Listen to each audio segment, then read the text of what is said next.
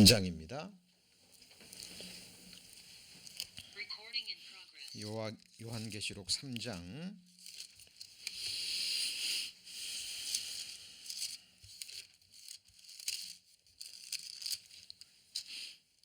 14절부터 제가 봉독합니다.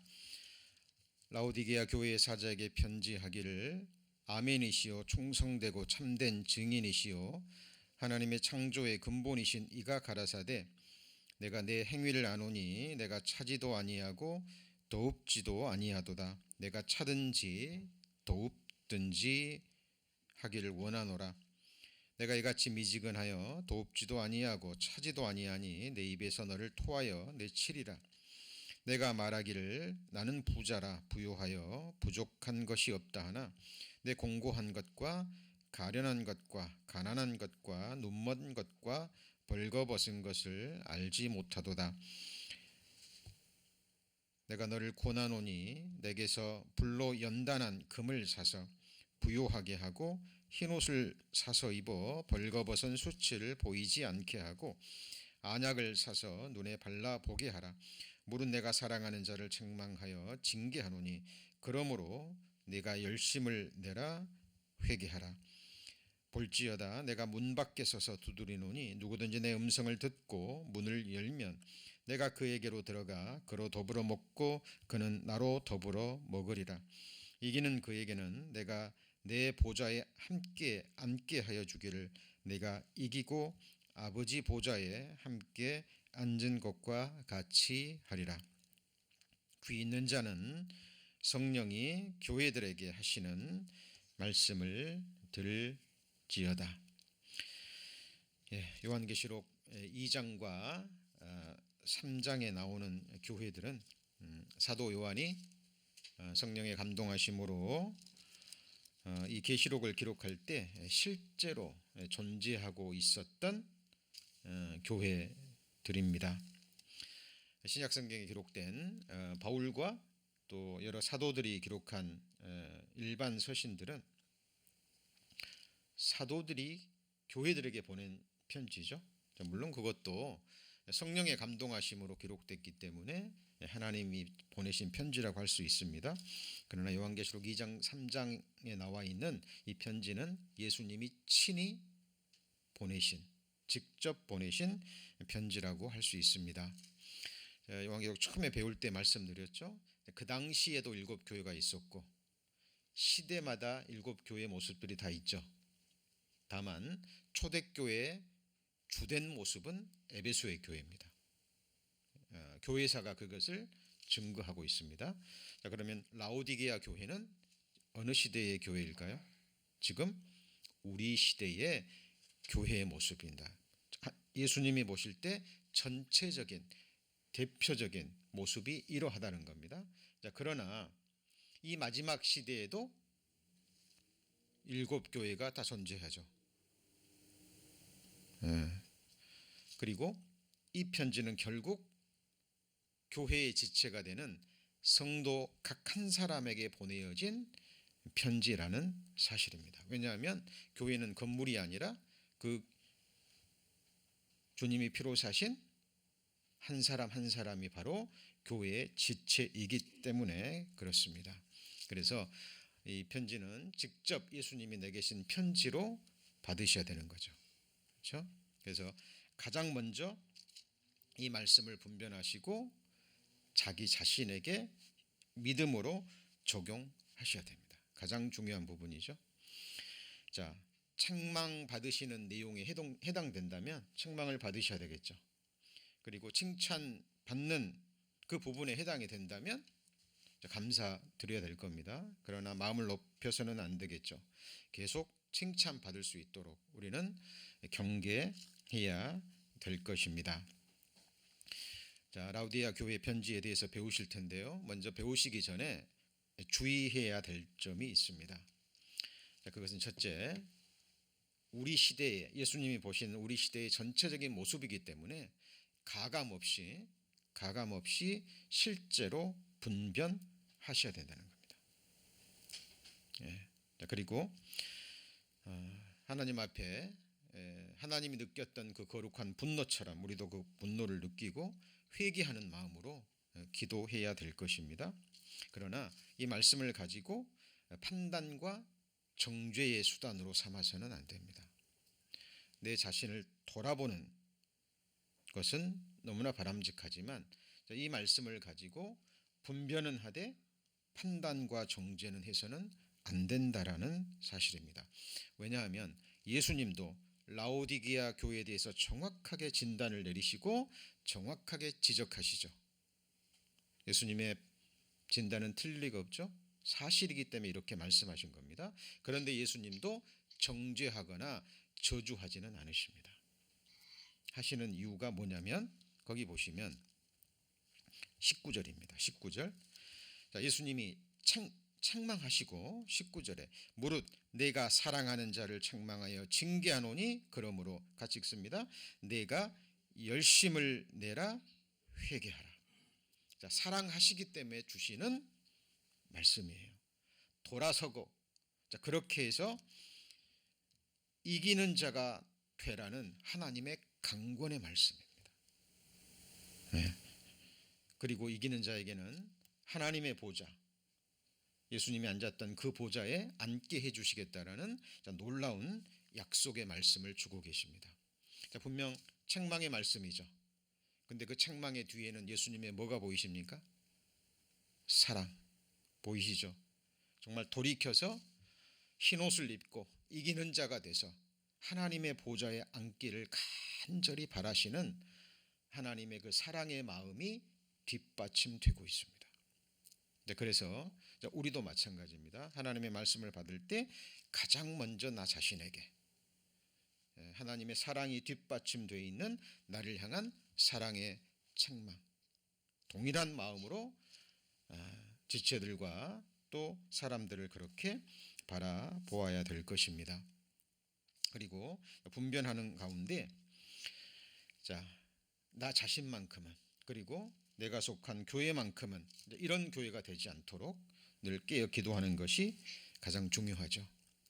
자, 그리고 라오디게아 교회에 보내신 말씀은 칭찬은 없습니다.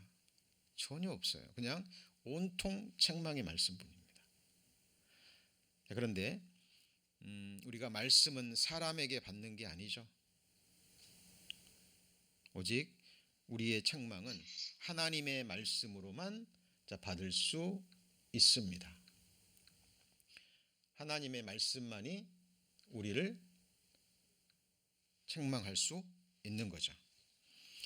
자, 디모데후서 3장 16절 17절 너무나 중요한 말씀이죠. 모든 성경은 하나님의 감동으로 된 것으로 교훈과 그리고 뭐라고 돼 있죠? 책망과 바르게 함과 의로 교육하기에 유익하니 이는 하나님의 사람으로 온전케 하며. 그러니까 하나님이 교훈을 주시고 책망하십니다. 바르게 하시기 위해서. 왜? 어그러져 있으니까. 근데 이렇게 하시는 이유는 정죄하고 저주하는 것이 아니라 뭐 하기 위해서요? 하나님의 사람으로 온전케 되게 하기 위해서입니다.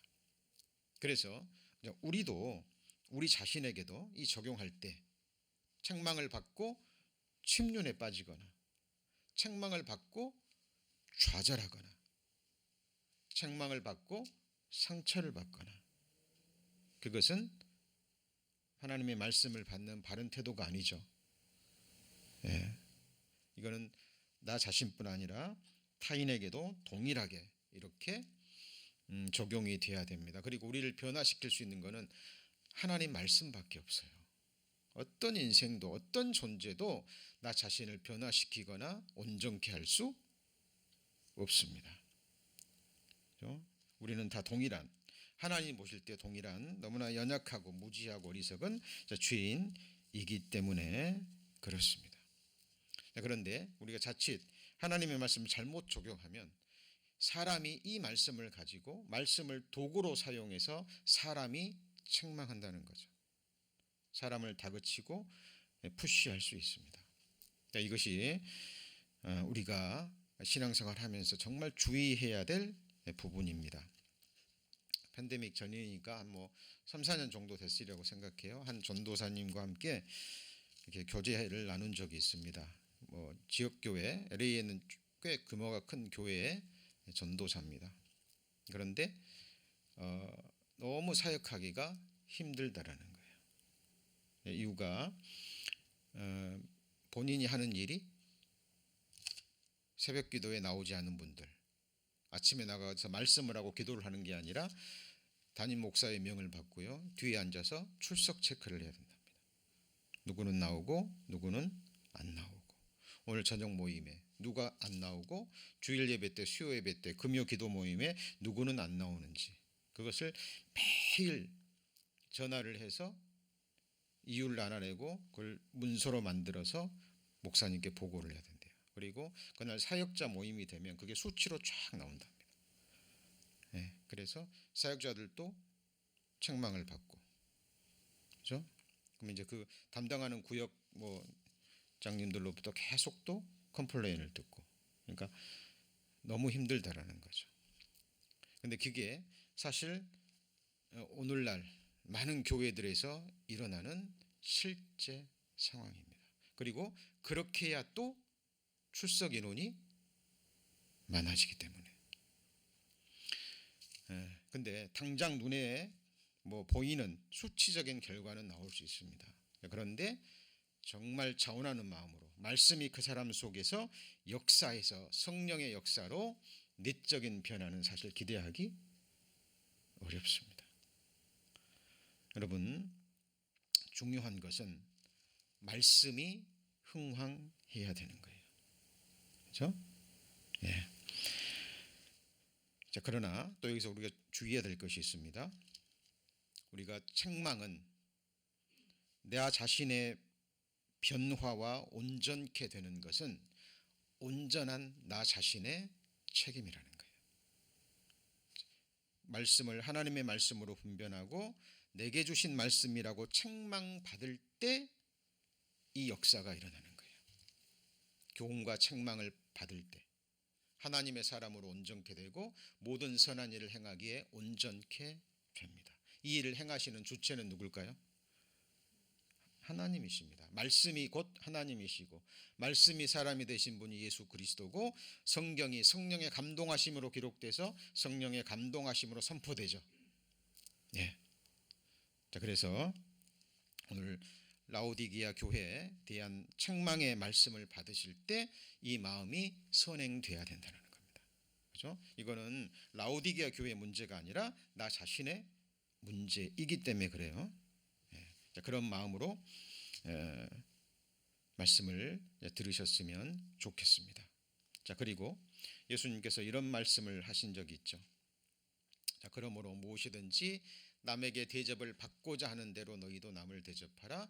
같이 읽어볼까요? 이것이 율법이요 선지자지나. 율법이요 선지자라는 말씀은 구약 성경을 아우르는 말입니다. 그러니까 구약 성경에서 가르치는 가르침의 핵심이 이 말씀 하나에 다 들어 있는 거예요.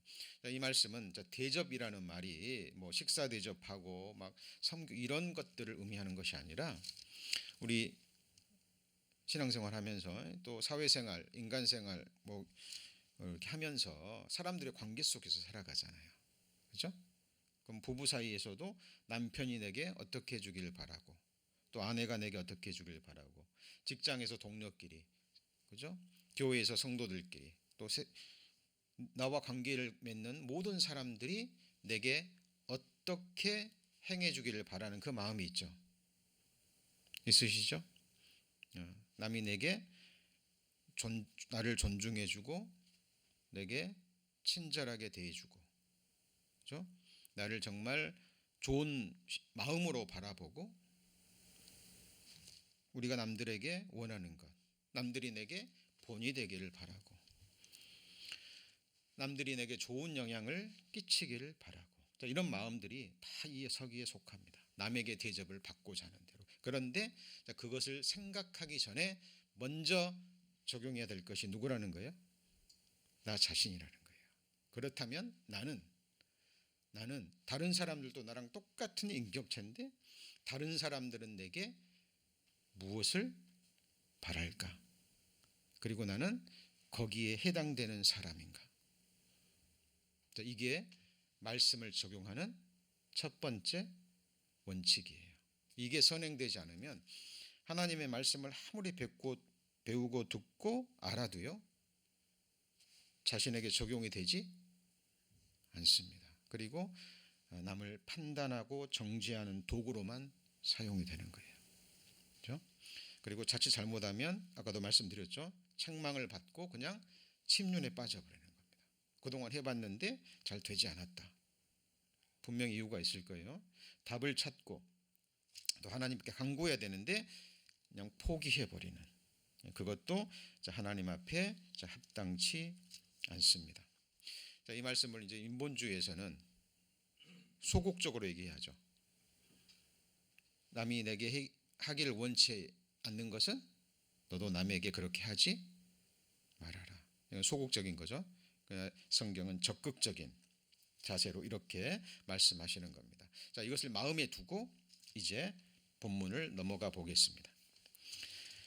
자, 14절에 보시면 라오디게아 교회의 사제에게 편지하기를 아멘이시요 충성되고 참된 증인이시요 이렇게 돼 있죠.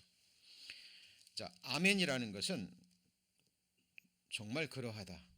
누군가가 무슨 말을 하면 네, 맞습니다. 정말 그러합니다. 그렇게 되기를 바랍니다. 진리입니다. 진실입니다. 라는 화답의 말입니다. 예수님께서 아멘이시오, 그 말은 누구에 대한 것을 의미할까요? 성부 하나님이 예수님에게 말씀하신 것, 성부 하나님이 예수님에게 원하시는 것에 대한 아멘입니다. 예수님은 입술로만 아멘했습니까? 아니면 실제로 순종하셨습니까? 실제로 순종하셨어요. 삶으로 순종하셨습니다. 그래서 예수님이 이 땅에서 행하신 것은 자기 뜻이 하나도 없습니다. 예수님이 말씀하신 것은 온전히 누가 말씀하신 거예요? 아버지가 말하기를 원하는 것, 그것만 하셨고, 예수님이 행하신 모든 것은 누구의 뜻이었습니까? 성부 하나님의 뜻이었어요. 예수님은 그래서 아멘이십니다. 그리고 참된 증인이시다, 그 말은 성부 하나님이 어떤 분인가를 예수님은 증거하셨어요. 예수님이 그러셨죠. 나를 본 자는 아버지를 보았고 나와 아버지는 하나이니라. 예수님은 자기를 증거하신 것이 아니라 예수님은 누구를 증거하셨어요? 나를 보내신 하나님 아버지, 성부 하나님만을 증언하셨습니다. 자, 그렇다면 왜 하필 라오디게아 교회에 예수님은 자기 자신을 이렇게 증거하셨을까? 7 교회에 보낸 예수님의 자기 계시는 다 달랐죠. 다 예수님에 관한 거지만 다 다르게 자기 자신을 계시합니다. 그러면 라오디게아 교회에게는 왜 이렇게 증거하셨을까요? 자, 오늘 말씀의 가장 중요한 첫 번째 교훈입니다. 그것은 라오디게아 교회는 하나님의 뜻과 상관없는, 하나님의 뜻을 구하지 않는, 자기 자신들의 뜻에 아멘하는 사람들이었기 때문입니다. 하나님의 말씀을 받아도 거기에 자기 생각을 더하고 하나님의 말씀을 수단으로 사용해서 자기 유익의 도구로 사용하고 하나님의 말씀을 사용해서 그릇된 쪽으로 해석해서 예수님을 쫓게 하는 것이 아니라 자기를 쫓게 하는, 바로 그 교회가 마지막 시대, 우리가 살고 있는 이 시대의 교회의 모습이기 때문에 그렇습니다. 어때요? 우리 성도님들은 하루의 삶, 또 지금까지 삶을 통해서 무엇에 대한 아멘의 삶이었습니까? 내 생각을 이루기 위해서, 내가 원하는 것을 이루기 위해서 하나님을 우상단지처럼 그렇게 우리는 사용할 수 있거든요. 내 뜻을 딱 정해놓고, 그죠? 그리고 어떤 하나님의 말씀도요, 우리가 그런 마음을 딱 품게 되면 그런 말씀만 편협적으로 품게 돼요. 내게 유익이 되고 내 주장을 뒷받침할 그런 말씀만을 가지고도 얼마든지 설교할 수도 있고 그 말씀을 가지고도 신앙생활을 할 수 있습니다. 그러나 기억하셔야 돼요. 같이 해보시죠. 모든 성경은, 우리는 모든 성경을 배워야 됩니다. 사람이 떡으로만 살 것이 아니요 하나님 입에서 나오는, 그 다음에 뭐예요? 모든 말씀이에요. 위로와 축복의 말씀도 받아야 되지만 우리는 책망의 말씀도 받아야죠. 그렇죠? 이제 그것이 우리가 하나님의 말씀을 바르게 받는 자세입니다. 자, 그리고 거기 보면 세 번째 14절 끝에 하나님의 창조의 근본이신 이가 가라사대 이렇게 돼 있죠. 예수님은 라오디게아 교회 사람들에게 창조의 근본이라는 예수님의 모습을 보여주셨을까요? 자, 라오디게아 교회는 어떤 교회냐면요. 거기 17절 보실까요? 17절 보시면 내가 말하기를 나는 부자라 부요하여 부족한 것이 없다 하나 내가 공고한 것과 가련한 것과 가난한 것과 눈먼 것과 벌거벗은 것을 알지 못하도다. 라오디게아 교회 사람들은 나는 부자라 부요하다 부족한 것이 없다고 얘기를 합니다. 이게 무엇을 의미하냐면 자, 물질적인 풍요 속에서 라오디게아 교회 사람들은 살았다라는 사실입니다. 이 라오디게아 교회는요, 교역과 무역이 활발한 곳이었습니다. 그리고 히에볼라라는 온천도 유명했고요. 또 거기서 양털과 목화로 만드는 아주 좋은 옷이 유명했다고 합니다. 그리고 거기서 나오는 생산되는 안약의 재료가 정말 뛰어났대요. 그러니까 이런 것들로 인해서 경제적으로 굉장히 풍부한 삶을 살았어요. 그러니까 스스로 생각할 때 부족함이 없다라고 자족하고 있는 거죠. 자, 하나님 안에서 자족하는 게 아닙니다. 무엇에서 자족하는 거죠? 물질적인 풍요 가운데 자족하는 거예요. 그런데 사실 그 물질적인 풍요를 누가 공급해 주셨나요? 예수님이십니다. 예수님은 창조의 근본이 되시는 분이죠. 만물이 그로 말미암아 지은 바 되었으니 그것이 하나도 그거 없이는 된 것이 없죠. 창조주라는 이야기입니다. 자, 그리고 만물이 그에게 창조되되 하늘과 땅에서 보이지 않는 것들, 보이는 것들과 보이지 않는 것들도 있죠. 보좌들이나 주관들이나 정사들이나 권세들이나 만물이 다 그로 말미암고 누구를 위하죠? 그를 위하여 창조되었고 그 뒤에 보면 그에게로 돌아갑니다. 그러니까 만물의 근원과 목적이 누구죠? 예수 그리스도예요. 그런데 예수님을 생각하지 않고, 그죠?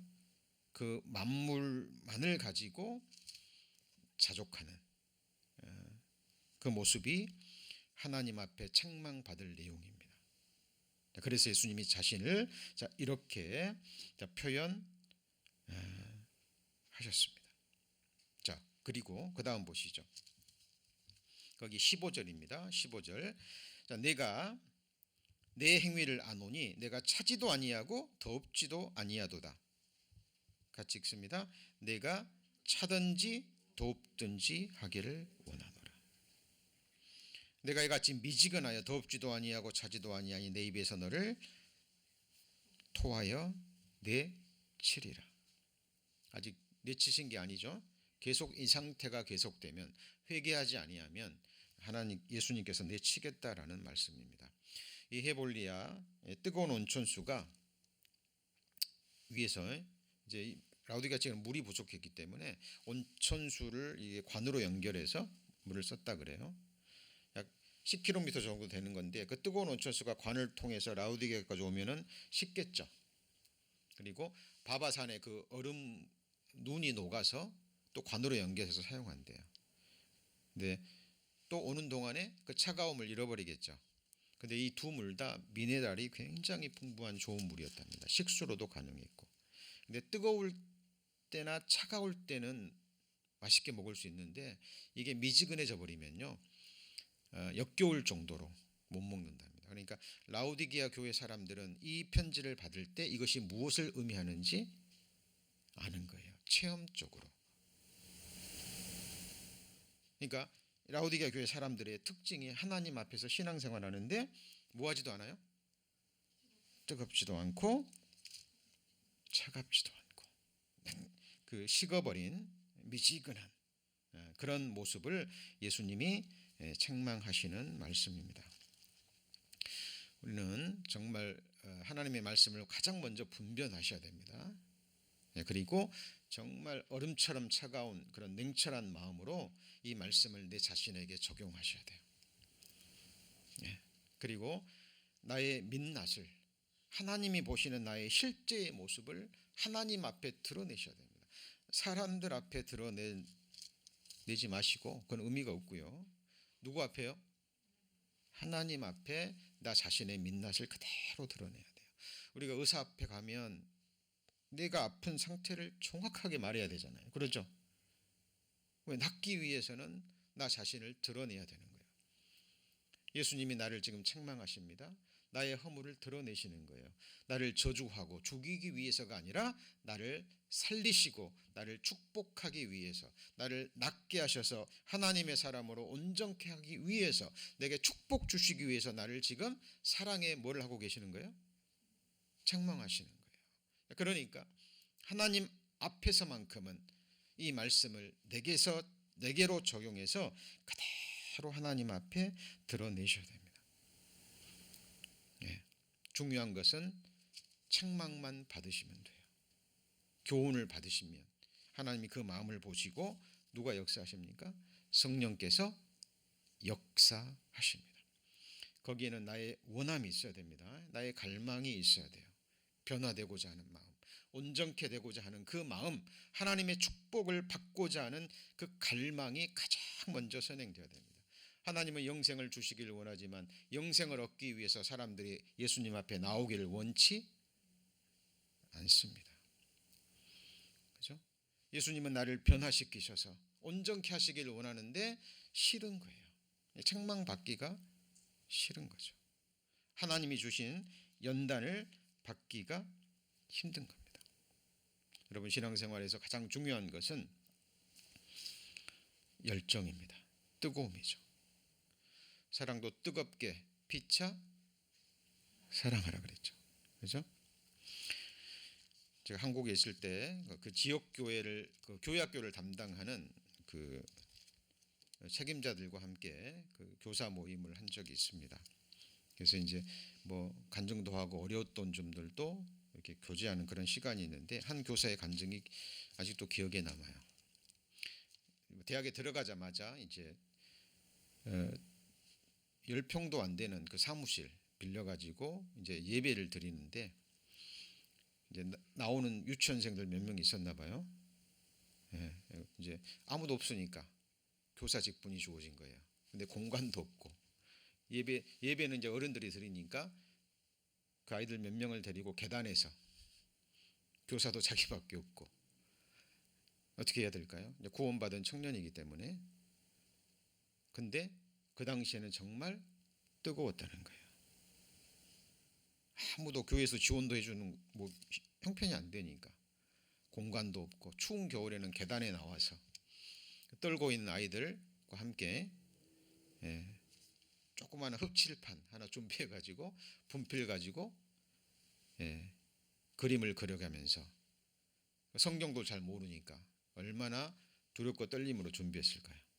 근데 그때는 기쁨이 있었고 감사가 있었고 아이들에게 변화가 있었다는 거예요. 10수년이 흘렸습니다. 이제 교회도, 어엿한 교회당도 생기고 교회학교 실도 준비되고, 여름이면 시원한 에어컨, 겨울이면 따스한 히터가 나오고, 이제 성경도 많이 알고 가르치는 기술도 늘었고 도구들도 많고. 근데 그 열정을 잊어버린 거예요.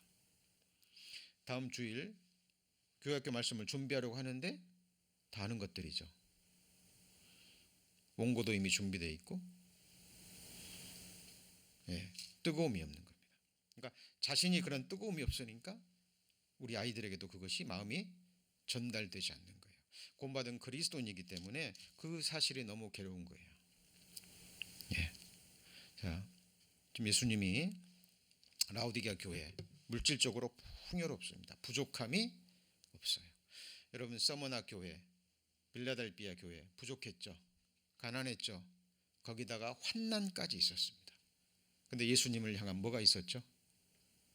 뜨거움이 있었습니다. 죽도록 충성하고자 하는 그 마음이 있었어요. 라오디게아는 다 풍부합니다. 부족함이 없어요. 그런데 예수님이 마시지 못할 만큼 미지근한 그 상태였다라는 거죠. 자, 그들은 말하기를 나는 부자라 얘기합니다. 그런데 예수님은 뭐라고 얘기를 해요? 네가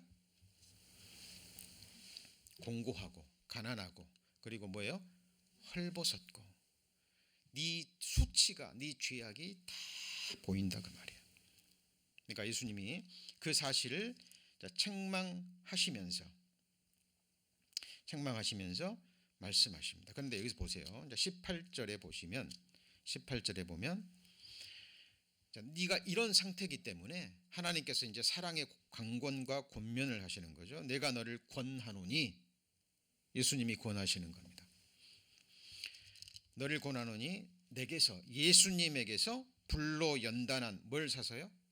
금을 사서 부요하게 하고 흰 옷을 사서 입어 벌거벗은 수치를 보이게 하고 안약을 사서 눈에 발라보게 하라. 자, 오늘 말씀에서 가장 중요한 부분이고요. 이 부분은 복음과 연관되어 있습니다. 자, 여기서 그러면 불로 연단한 금을 사서 그랬는데 여기서 금은 무엇을 의미할까요? 그리고 부요하다라는 것은 무엇을 의미할까요? 자, 라오디게아 사람들은 스스로 부요하다 그랬는데 예수님은 네가 부요한 게 아니라 뭐예요? 가난하다 그랬죠. 그죠? 근데 예수님은 내게서 불로 연단한 금을 사서 부요하게 하고 그랬는데 무엇에 대한 부요냐는 거죠. 그리고 흰 옷을 사서 그랬는데 흰 옷은 또 무엇을 의미할까요? 자, 이거는 하나님의 말씀은 말씀이 해석하는 거예요. 하나님의 말씀은 짝이 있죠. 말씀은 사람이 상황에 맞춰서 여건에 맞춰서 자기 입맛에 맞도록 그냥 해석하는 것이 아닙니다. 말씀은 말씀이 해석을 해요. 이 말씀 너무 유명하죠. 나의 가는 길을 오직 그가 하시나니 그가 나를 뭐 하신 후에는요? 단련하신 후에는 내가 정금같이 나오리라. 욥이 고백한 내용입니다. 자, 욥의 인생길, 욥의 신앙의 길, 우리도 마찬가지입니다. 우리 그리스도인들의 신앙의 길은 연단의 길이에요. 단련하는 길입니다. 뭘 단련할까요?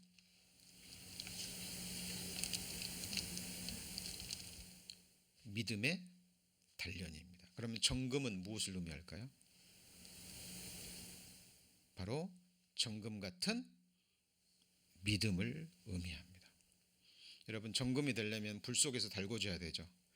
그래서 금 속에 있는 불순물이 다 빠져나와야 돼요. 그래야 정금이 됩니다. 자, 우리가 믿음은 있긴 있는데 어때요? 이 믿음에 하나님 보실 때 부족한 것들이 너무 많죠. 그죠? 불순물들이 많이 끼어 있는 거예요. 내가 이 세상에서 배운 지식, 삶의 체험들 이런 것들이 정금 같은 믿음으로 성장하는데 온전케 되는데 방해가 되는 겁니다. 그것들이 뭐 해야 돼요? 다 빠져야 됩니다. 모세가 하나님 앞에 섰을 때 하나님이 가장 먼저 명한 것이 뭐예요? 너의 신을 벗어라. 모세가 신발을 신고 육신의 신발을 신고 궁궐에서 세상에서 듣고 보고 배운 세상의 지식들 그것을 가지고는 예수님 앞에 나올 수 없기 때문에 그래요. 여러분, 성경은 기적의 역사입니다. 구약 성경도 마찬가지, 신약 성경도 마찬가지입니다. 그래서 이 연단은 믿음의 연단이에요. 베드로전서 1장 7절에 너의 믿음의 뭐예요? 시련이. 믿음의 시련을 다른 말로 뭐예요? 믿음의 연단입니다. 불로 연단하여도 같이 해보실까요? 없어질 금. 같이 해보시죠. 없어질 금. 금은 없어져요. 결국은 없어집니다. 그러나 이 세상의 눈에 보이는 금입니다. 그런데 이 연단, 하나님의 이 불같은 연단을 받고 정금 같은 믿음은 없어져요, 안 없어져요? 안 없어집니다. 그리고 예수 그리스도 나타나실 때 여기가 바로 우리의 시선이 머물러야 될 곳입니다. 언제요? 예수 그리스도 나타나실 때, 실제로 육체적, 신체적, 가시적으로 나타날 때입니다. 이때는 그리스도인에게만 보일 뿐 아니라 이 세상에 믿지 않는 사람들에게도 예수 그리스도가 부활의 몸을 입고 실제로 육신의 눈으로 볼 수 있는 가시적인, 신체적인, 인격적인 몸으로 나타나십니다. 지상 재림 때. 지금은 우리가 말씀을 통해서 믿음으로 예수님을 바라보죠. 맞죠? 그러나 우리는 이제 이 눈으로 예수님을 보게 될 것입니다. 그때의 칭찬과 영광과 그다음 뭐예요?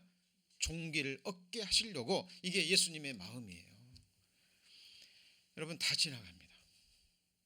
이 세상에서 여러분이 누렸던 부, 권세, 명예, 즐거움 다 지나가요. 여러분 삶의 체험이 말씀하고 있죠.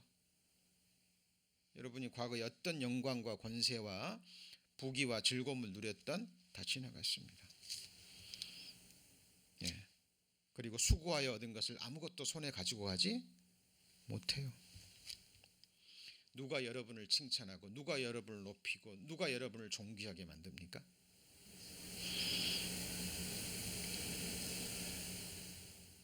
하나님이십니다. 그리고 하나님의 칭찬의 부분은 딱 한 가지예요. 같이 해보시죠. 믿음. 왜냐하면 이것이 우리가 할 수 있는 유일한 일이기 때문에 그래요. 하나님은 잘 아십니다. 우리가 지나가는 바람임을. 그렇죠? 우리의 체질을 너무 잘 아셔요. 하나님이 우리에게 요구하시는 것은 오직 믿는 겁니다. 말씀을 듣고 자세히 살피고, 아, 살아계신 하나님, 거짓이 없으신 하나님의 약속의 말씀이구나.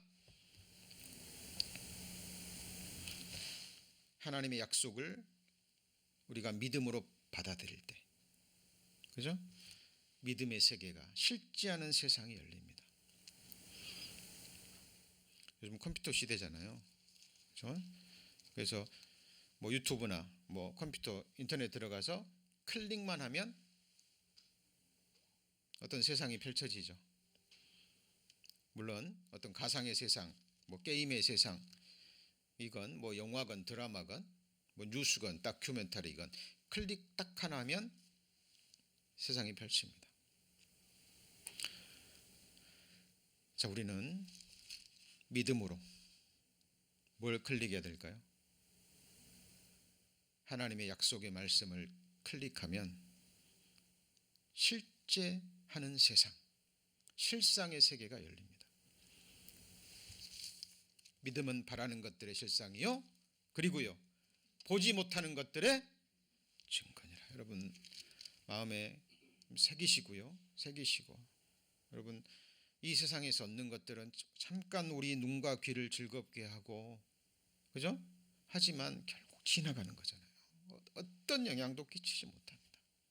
그러나 하나님의 말씀은 살았고 운동력이 있어서 우리의 혼과 영과 관절과 골수를 쪼갭니다. 그리고 우리의 실상을 드러내죠. 그리고 우리를 영원한 세상으로 실제로 인도해 가십니다. 자, 하나님이 욥에게 상상할 수 없는 연단을 주셨어요. 이유는요, 정금 같은 믿음을 주시기 위해서입니다. 그렇죠? 자, 그리고 부요는 믿음의 부요입니다. 내 사랑하는 형제들아 들을지어다, 하나님이 세상에 대하여는 어떤 사람들을요? 가난한 자들을 택하사 뭐에 부요하게 해요? 믿음에 부요하게 하시고 또 자기를 사랑하는 자들에게 약속하신 나라를 유업으로 받게 하지 아니하셨느냐. 여러분 무엇에 부요한 사람이 돼야 돼요? 믿음의 부요입니다. 그렇죠? 이 세상적인 부요는 지나간다니까요. 아무것도 손에 가지고 가지 못해요. 그냥 이 세상을 살아가는 동안 잠시 내게 필요한 것들이고 하나님이 이것을 아셔요. 그리고 이것들은 구하지 않아도, 그죠? 구하지 않아도 주신다 그랬고, 이거는 믿음의 세계를 떠나서 믿는 사람이건 믿지 않는 사람이건 이건 당연히 아는 거예요. 그래서 인생을 포기하지 않는 한, 좌절하지 않는 한, 어떻게든 살아야겠다고 한 사람들에게는 이것들이 공급되게 돼 있어요. 중요한 것은 그것이 아니라는 겁니다. 우리가 구해야 될 것은 그것이 아니라는 거예요. 예수님 말씀하셨잖아요. 이것들이 너희에게 필요한 줄 너희 천부께서 아시느니라. 공중의 새를 보라. 하나님이 다 먹이시고 입히시죠. 들의 백합화를 보라. 먹이시고 입히시잖아요. 너희는 참새보다 백합화보다 귀해요 안 귀해요? 말할 수 없이 귀하죠. 아들을 주셨는데 무엇을 주지 않겠습니까?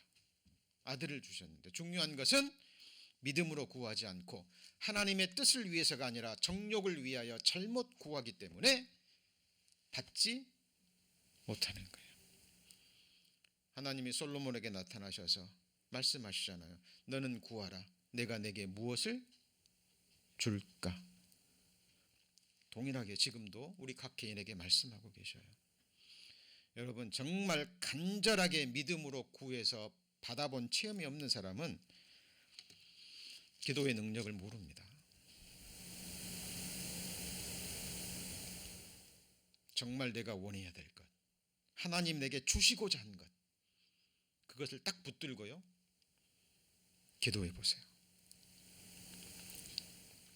예, 그때 정말 기도의 능력을 체험하게 됩니다. 여러분 무엇에 부여해야 돼요? 믿음에 부여해야 됩니다. 그러면 이제 이 말씀이 마음에 와 닿으실 거예요. 18절 내가 너를 권하노니 내게 뭐로 연단하뇨? 불로 연단한. 야고보서에 보면 불 같은 시험이란 말이 나오죠. 그렇죠? 뜨거운 거예요. 그러니까 아픈 거예요. 그러니까 육체는 싫은 거죠. 근데 그 시험과 연단을 견디지 못하면 정금 같은 믿음을 얻을 수 없는 거예요. 그리고 자 여기 보면 무엇을 사라 그랬죠? 흰 옷을 사서라고 말합니다. 자, 흰 옷을 사라 그랬는데 뭐 돈 주고 사라는 얘기일까요? 아닙니다. 이사야 55장 1절에 보면 자, 돈 없는 자도 오라. 그죠? 포도주와 젖을 사라. 원하는 자는 갈망하는 자는 돈 없이 와서 사라. 무엇으로 삽니까? 같이 해보시죠. 오직 믿음으로. 하나님의 말씀을 듣고 아 하나님의 말씀이구나. 진리구나. 하나님은 거짓말하지 않구나.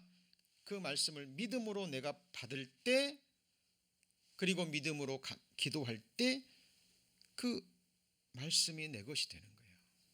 실제로. 자, 흰 옷을 사서 입어 그랬죠. 근데 이 흰 옷이 무엇을 의미할까요? 우리 이사야 64장 찾습니다. 이사야 64장 이사야 64장 6절. 자, 이거는 우리가 천국 가는 우리의 영원한 운명과 관계되는 가장 중요한 복음의 말씀입니다. 이사야 64장 6절 1045페이지. 대저 우리는 다 부정한 자 같아서 우리의 의는 같이 읽습니다. 다 더러운 옷 같으며. 뭐가 더러운 옷이에요? 우리의 의로움.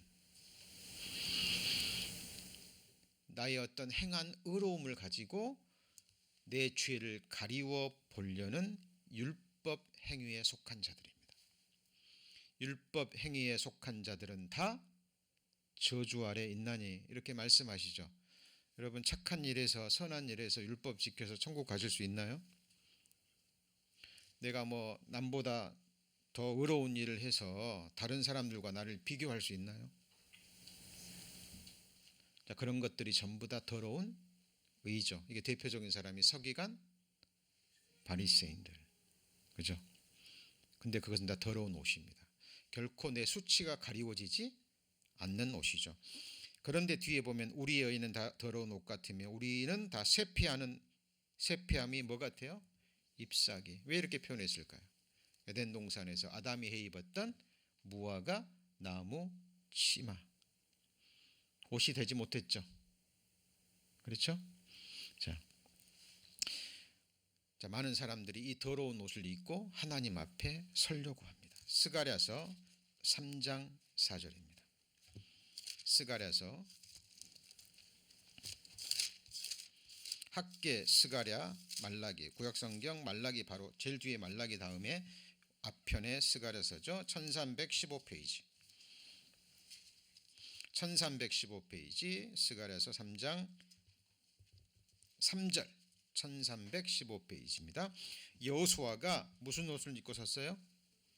더러운 옷을 입고 천사 앞에 섰습니다. 여호와께서 자기 앞에 선 자들에게 명하사 그 뭘 벗겨요?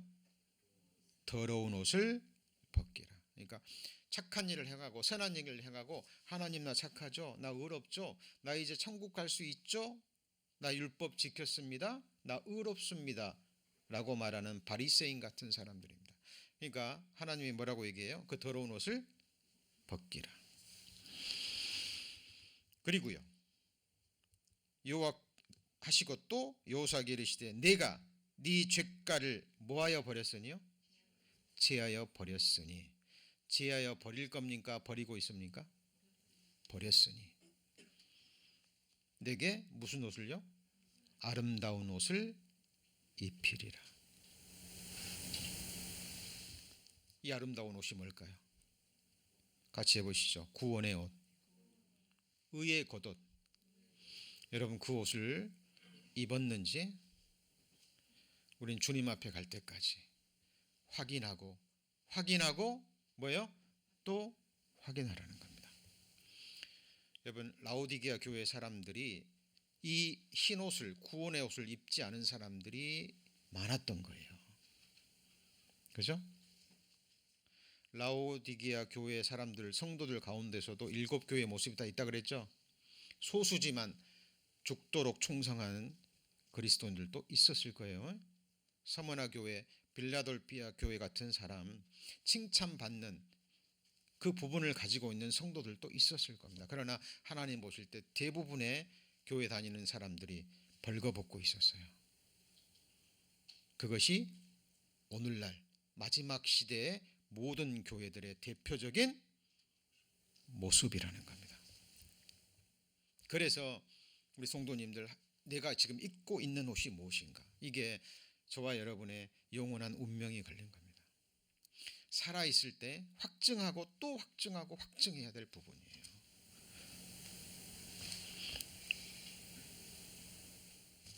영원한 지옥, 영원한 천국이 여기서 갈립니다. 무슨 옷을 입고 있는가? 우리가 착한 일을 해서 옷을 입을 수 있어요? 없어요? 없어요. 입는 건 어렵지 않습니다. 이 말씀 그대로 믿으면 돼요.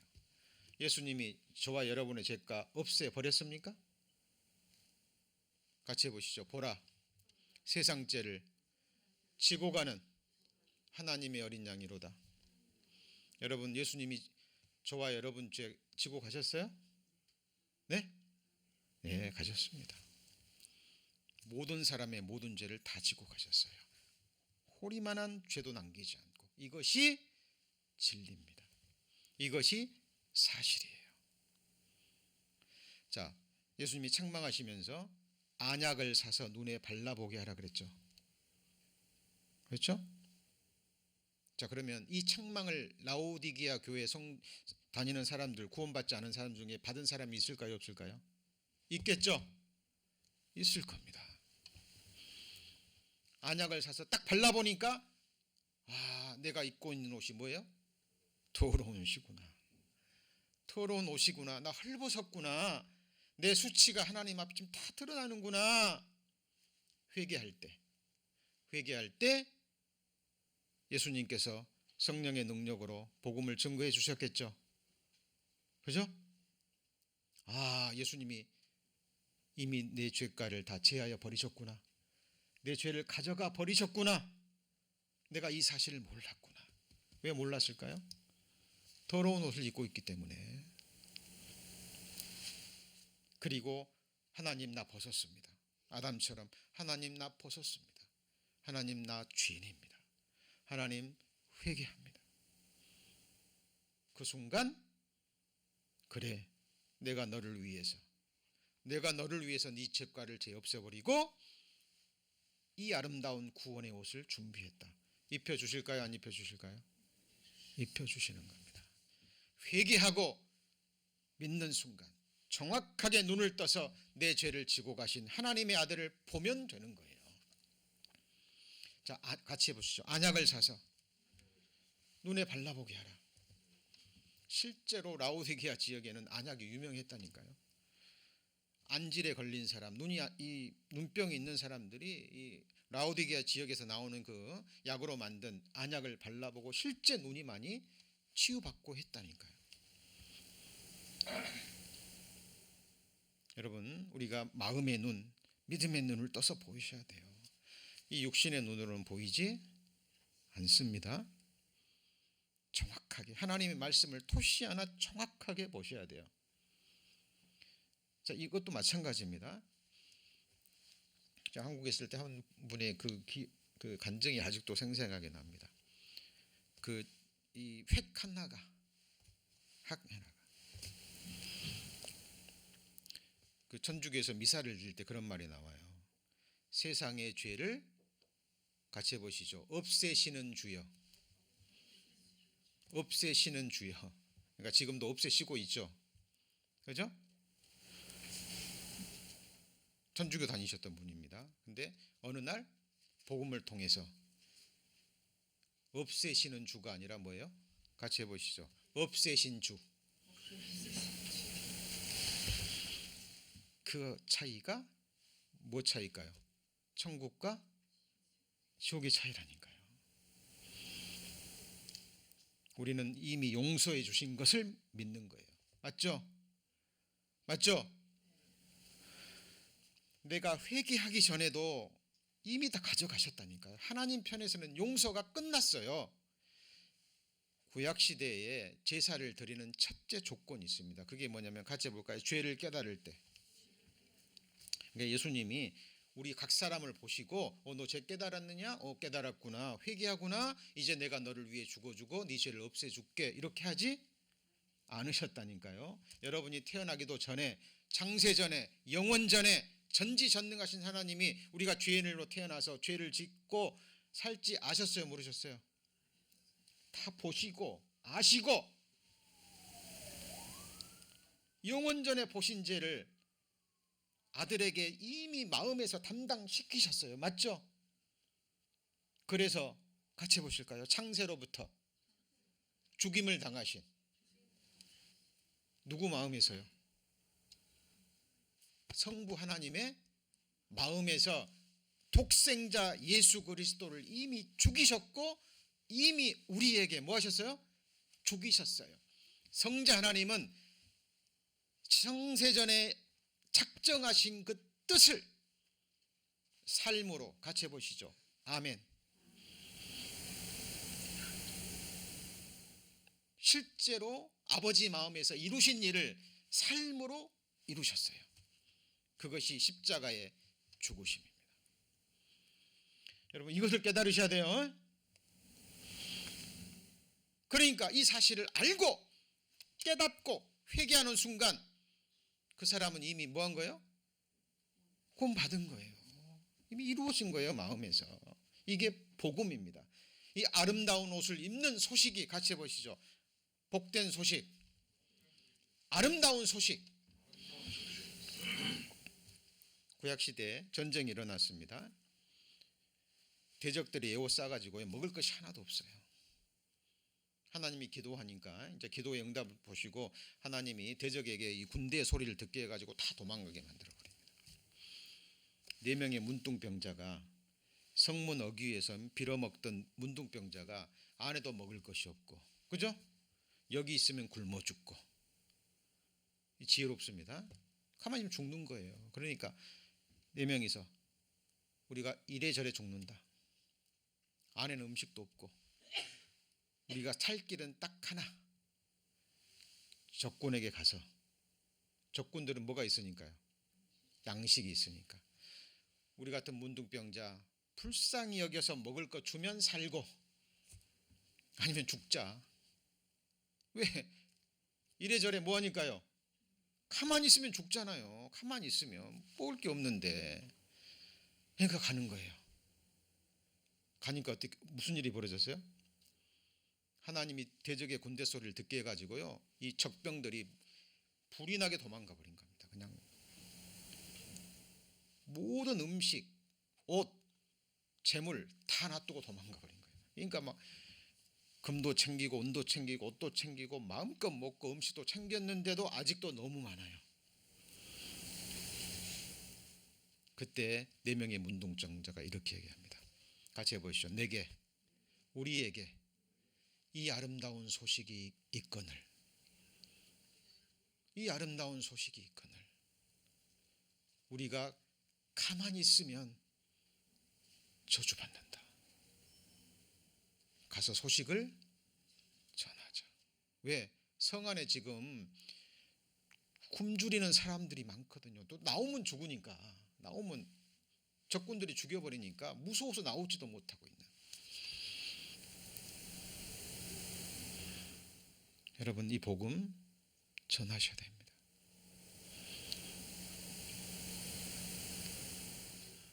여러분 가족들에게, 지인들에게. 우리는 구원 못 시켜요. 우리는 구원 못 시켜요. 근데 이 말씀을 전하는 것은 누구 책임이에요? 우리 책임입니다. 말씀이 이루어지다 하라. 그죠? 여러분, 이 아름다운 옷을, 잿가를 다 제해버리시고 이 아름다운 옷을 입히신 거예요. 그죠? 자, 여러분, 이게 바로 의의 옷, 구원의 옷입니다. 이사야 61장.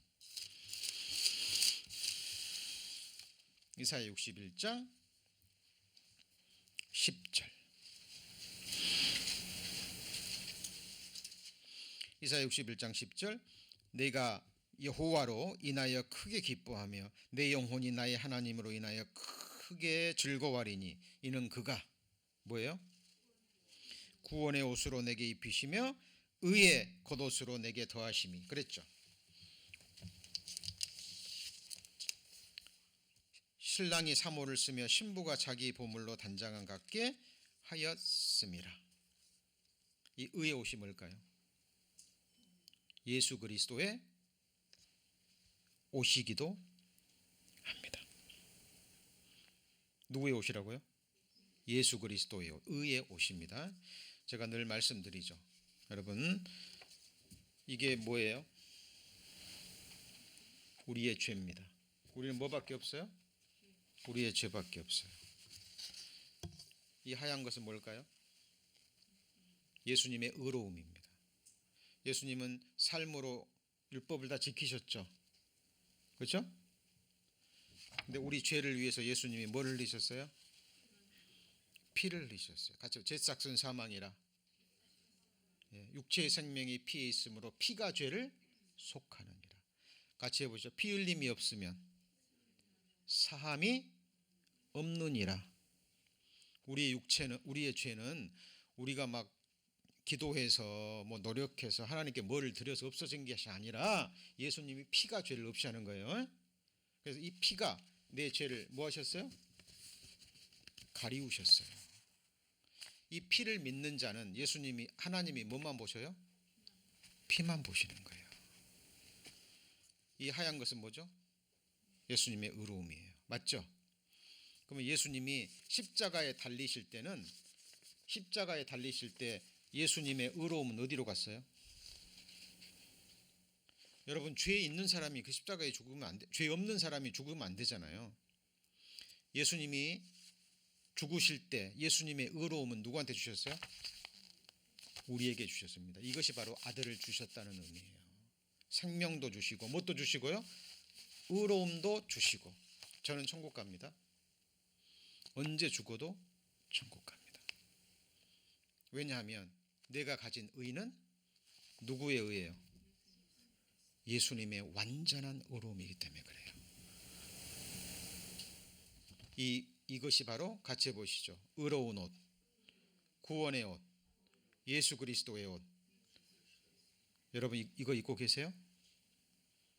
입고 계십니까? 예, 믿는 사람 이미 내 죄 예수님의 피로 갚아주셨습니다. 이거 믿는 사람 이미 이걸 뭐 한 거예요? 입은 거예요. 맞죠? 이건 내 행함으로 얻은 게 아니죠. 그래서 내 행함이 이 구원을 좌지우지하지 못합니다. 예수님은 지금 라오디게아 성도들 많은 사람들이 이 흰 옷을 입지, 무슨 옷이에요? 흰 옷, 예수님의 의의 옷, 이것을 입지 못했어요. 그러니까 안약을 사서 네 발가벗은 수치를 보게 하고 흰 옷을 사서 네 수치를 보이지 않게 하라. 구원받으라 그 말이에요. 예수님이 지금 문 밖에 있으니까 네 안에 못 들어가고 밖에 있는 거예요. 그죠? 그러니까 문을 열면 예수님을 네 구주로 영접하면 너와 더불어 먹고 마시리라. 먹고 마신다는 게 뭐예요? 함께 사는 거예요. 여러분, 함께 사는 겁니다. 이 영생이에요. 여러분, 천국 가서 우리 주님과 함께 살면 돼요. 영원히 하나님 예배하면서 영원히 살면 됩니다. 그리고 흰 옷을 입고 이기는 자가 되라는 거예요. 믿음으로. 그 사람들에게 21절입니다. 요한계시록 3장 21절, 이기는 그에게는 내가 보좌에 함께 앉게 하여 주기를, 내가 이기고. 이기는 것은 예수 그리스도께서 하나님의 아들이시를 믿는 자가 이기죠. 믿음으로 이기는 거예요. 아버지 보좌에 함께 앉은 것과 같이 하리라. 자, 믿음으로 구원받고 믿음으로 이기는 자들이 앉을 자리가 어디예요? 아버지 보좌입니다. 왜냐하면 교회는 그리스도의 신부이기 때문에 그래요. 그래서 우리는, 교회는 천년 왕국 때 천년 동안 왕노릇하고 새하늘과 새 땅 영원한 천국에서는 세세토록 뭐예요? 왕노릇합니다. 이것이 바로 그리스도인들의 정체성입니다. 우리 성도님들, 세상의 눈으로 여러분의 이 세상에서 배운 지식의 눈으로 교회와 여러분 자신을 바라보면 안 돼요. 안 됩니다. 우리는 택하신 족속이요. 같이 해보실까요? 왕 같은 제사장들이요. 소유된 거룩한 나라요. 그의 소유된 백성입니다. 자, 이제 드디어 요한계시록 7교회 보낸 편지가 끝났고요. 이제 다음 주부터 드디어 요한계시록 4장, 좀 어려운 부분들인데 성령께서 역사하시면 어렵지 않습니다. 쉽고 단순해요. 그냥 믿음으로 성령의 인도하심을 따라서 말씀 그대로 받아들이시면 하나님께서 우리에게 영안의 눈, 마음의 눈을 열어주실 겁니다. 자, 여러분 성도님들, 우리는 지금 이 세상 잠시 지나가고 있습니다. 중요한 것은 우리가 죽음을 건너갈 때입니다. 예수님 다시 오실 때 나의 실상이 주님 앞에 드러나는 거예요. 그때 예수님 보실 때 나는 이 구원의 옷, 흰 옷을 입고 있는가 있지 않는가. 상 받고 권세 받고 영광 받는 것은 두 번째 문제입니다. 내가 하나님의 자녀로 거듭났는가, 죄 사함으로 구원을 받았는가. 이걸 뭐라고 얘기냐면 같이 보시죠. 구원의 확증. 그리고 이것을 받으신 분들은요, 나오는 특징 중에 하나가 다른 영혼들을 염려합니다. 간절한 마음이 있어요. 사랑하는 남편에게, 아내에게, 자식들에게 어떻게 하면 이 복음 전할까? 이 말씀 들어야 되는데, 죽음 건너가기 전에 이 구원의 확증 얻어야 되는데, 여러분, 우리는 구원하지는 못하지만 이 말씀을 뭐 할 수 있어요? 전할 수는 있습니다. 4명의 문둥병자가 가서 전했습니다. 근데 사람들이 왕부터 믿지 않아요. 믿지 않습니다. 왕이 믿지 않아요. 무슨 뚱딴지 같은 소리냐. 그러니까 지혜로운 신하가 왕에게 권면합니다. 왕이시여, 한번 사람을 보내서 알아볼 수는 있잖아요. 사실이면 어떡합니까? 사람 보내서 한번 알아보십시오.